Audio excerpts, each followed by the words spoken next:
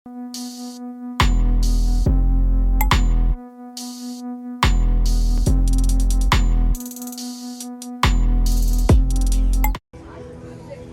तपति आदित्यो रतिं आभाति चंदिमा सन्नधो खत्तयो तपति धाई तपति ब्राह्मणो अथ सब मुहूर्ति बुद्धो तपति तेजसा। महाकारुणिक तथागत सम्यक संबुद्ध यांना त्रिवार अभिवादन करतोय। मंचावर उपस्थित भिक्खू संघांना त्रिवार अभिवादन करतोय।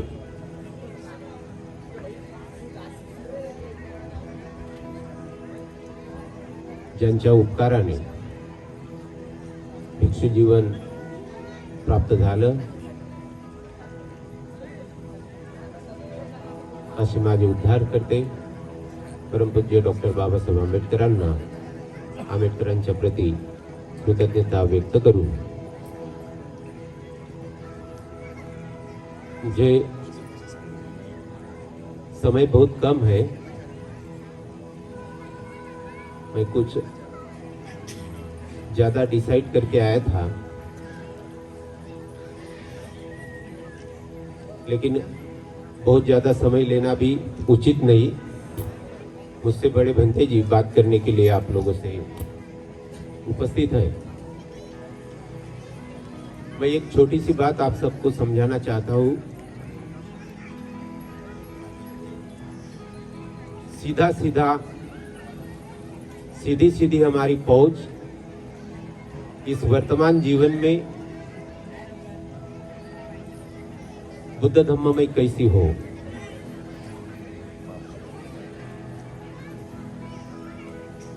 इसके लिए एक उदाहरण देना चाहता हूं। आज आप सभी ने पूरा दिन देकर धम्म देशनाएं ग्रहण की, पुण्य कार्य में सहभाग किया, पुण्य अर्जन किया, तो कल से आपका जीवन कैसा है? कल से आपके जीवन में क्या होने वाला है? कल से आपका जीवन ऐसे ही होगा। सुबह उठेंगे, फिर नहाएंगे धोएंगे, स्वच्छता करेंगे, अपने घर की साफ सफाई करेंगे, खाएंगे, उसके बाद पैसा कमाने के लिए बाहर जाएंगे, फिर वापस आएंगे, फिर थोड़ा टीवी देखेंगे, मोबाइल देखेंगे, कंप्यूटर देखेंगे, और उसके बाद खाकर भोजन करके सो जाएंगे। उसके बाद का दिन कैसे होगा? उसके बाद का दिन भी यही होगा। और उसके बाद का दिन क्या होगा? तो उसके बाद भी यही होगा। सुबह उठते हैं, फिर वही रूटीन हमारा शुरू होता है। तो हर रोज के जीवन में, हमारे जीवन में धम्म कहाँ है? सिर्फ जीने के लिए जी रहे हैं, जीने के लिए सारी व्यवस्था बना रहे हैं, इसके ऊपर हम क्या कर रहे हैं? तो सारा जीवन यदि देखा जाए एक मनुष्य का जो पुतुजना है, उसका जीवन देखा जाए तो कोलू के बैल के समान हमारा जीवन है।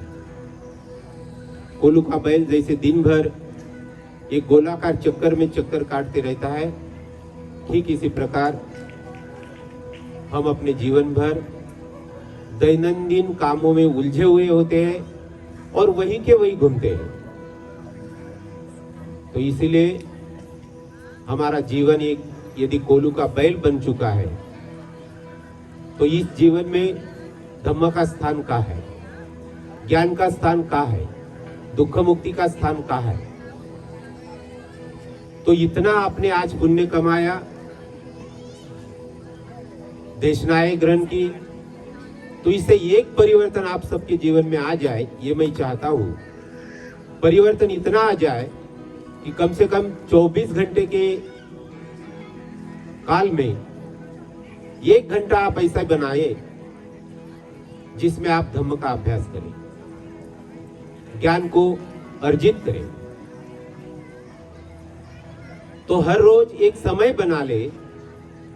मैं ये कहना चाहता हूं, direct approach to Dhamma in your present life.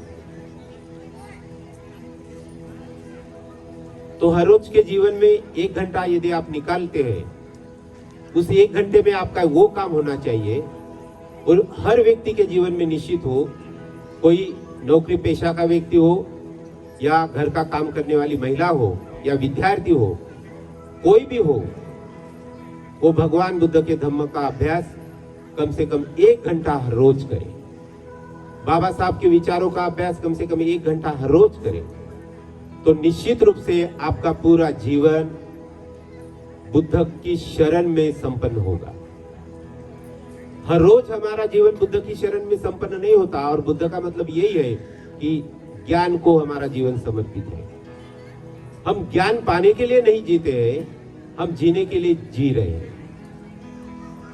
तो ज्ञान पाने के लिए जीना जब बन जाए हमारा जीवन, तब सही अर्थों में हमारा जीवन बुद्ध को समर्पित है, बुद्ध की शरण में है।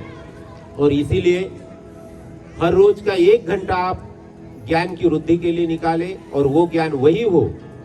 स्कूल का ज्ञान मैं नहीं कह रहा हूं, ज्ञान वो है जो हमें दुख की मुक्ति देता है, दुख से मुक्ति देता है। तो वो ज्ञान पाने के लिए आप हर रोज 1 घंटा लगाइए, जिसमें आपको भंते जी का वो 1 घंटा ज्ञान पाने के जरिया बहुत होंगे। 1 घंटा चाहे तो आप भंते जी से देशना सुने, 1 घंटा चाहे तो आप ध्यान करें, 1 घंटा चाहे तो आप वंदना करें, पूजा अर्चा परित्राण देशना करें, 1 घंटा चाहे तो आप भगवान बुद्ध के विचारों के, भगवान बुद्ध के उपदेशों की किताब पढ़ें, 1 घंटा चाहे तो आप बाबा साहब के विचार।